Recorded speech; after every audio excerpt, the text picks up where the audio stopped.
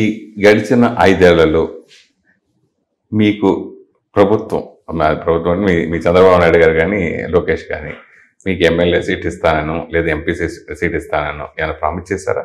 Next time కూడా చేస్తానని. నేను ఎంపీ సీటు గురించి అసలు మాట్లాడలేదు.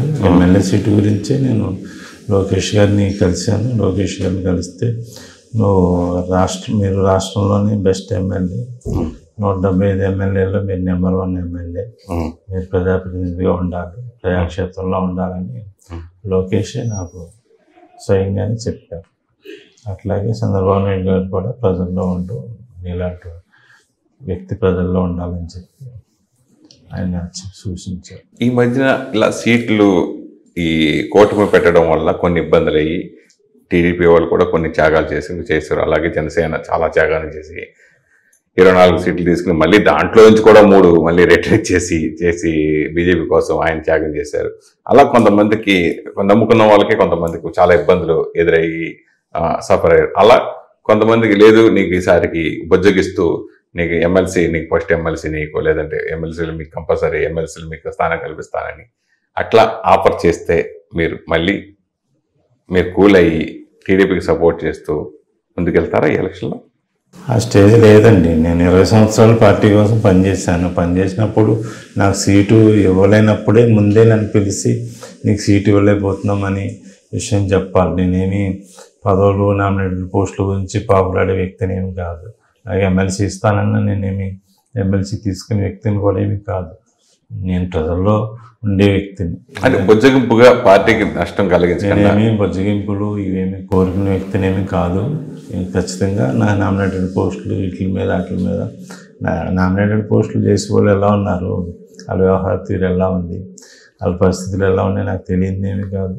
నేను చెప్పి ప్రజల్లో ఉండేవాడిని కాబట్టి ప్రజాప్రతినిధిగా ఉండే వ్యక్తిని ఆ విధంగా కోరుకునే వ్యక్తిని.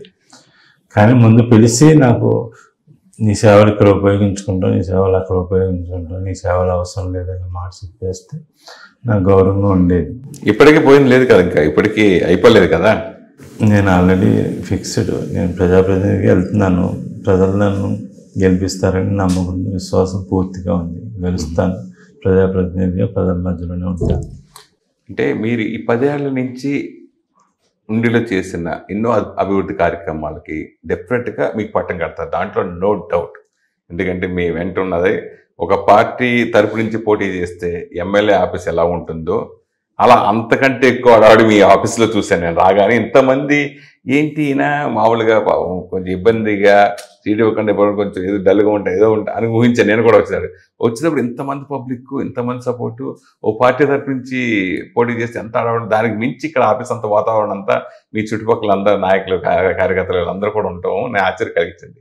సో అలాగా ఇప్పుడు నిజంగా ఇప్పుడు మీరు ఇండివిజువల్గా మీరు పోటీ చేసినా గెలుస్తారు నమ్మకం ఎంతో ఉన్నా కానీ ఎక్కువ మీకు ఆపోజిషన్గా పార్టీ కంటే ఇప్పుడు వైఎస్ఆర్సీపీ పార్టీ కంటే మీ గత పార్టీ మీ పార్టీకే మీరు పోటీ అయ్యి నాకు తెలిసి రామరాజుకి మీరు ఎఫెక్ట్ అవుతారేమో అనిపిస్తుంది ఈ వాతావరణం చూస్తుంది.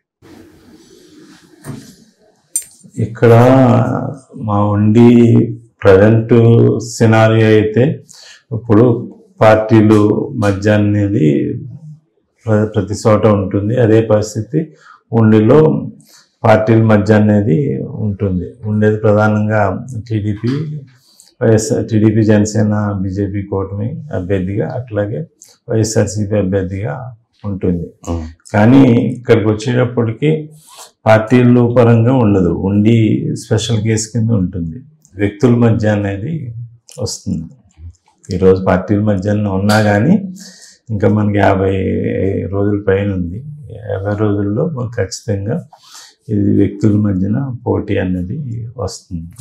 3 వ్యక్తుల మధ్యన పోటీ కింద వస్తుంది.